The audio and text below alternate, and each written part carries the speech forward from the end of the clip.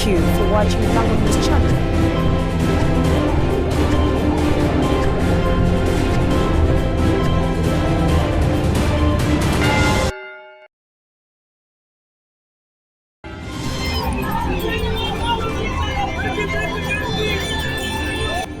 Several incumbent MPs lose seats as now voters demand change.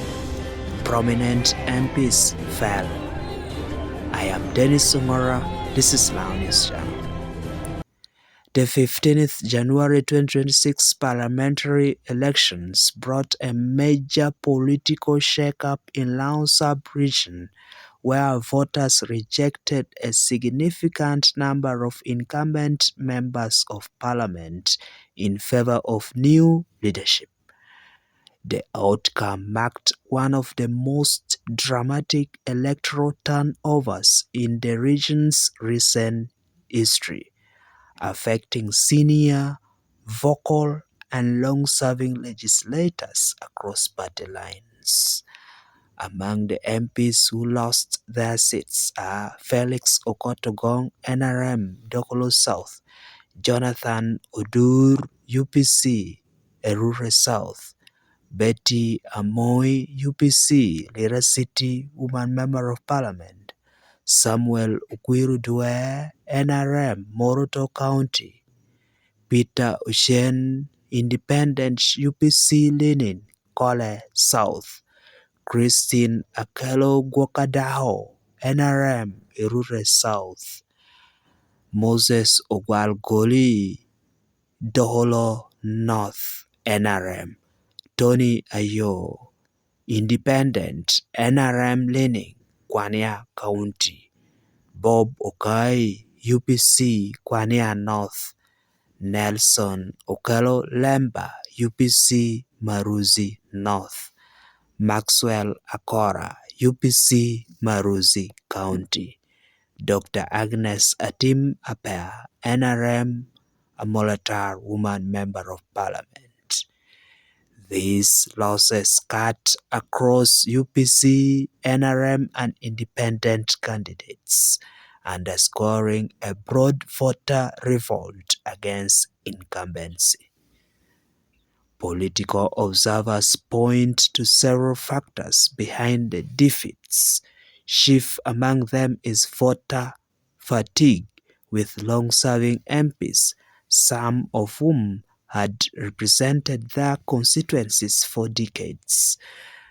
There was also strong dissatisfaction over slow development, poor service delivery, and limited constituency presence. Notably, some MPs such as Jonathan Odur of UPC and Felix Okot of NRM were known to be vocal and active in parliamentary debates.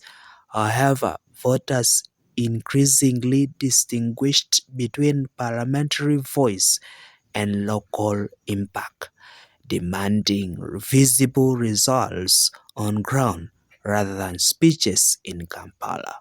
Interparty competition, younger challengers, and shifting voter demographics, especially among the youth, also contributed to the incumbents' downfall. Despite their defeat, many voters acknowledge that some of the outgoing MPs brought experience, strong advocacy, and national visibility to Lao. Figures like Okot were known for institutional memory and committee work, while Jonathan Odur was respected for speaking boldly on accountability and governance issues. Their departure leaves a gap in experience and parliamentary confidence that new MPs will need time to fill.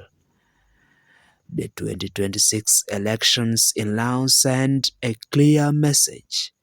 Performance, presence, and results now outweigh seniority and rhetoric. While the region welcomes fresh leadership, the loss of the experienced voices also poses challenges for effective representation. As the new MPs settle into Parliament, the electorate will be closely watching to see whether change at a ballot translates into real change on the ground.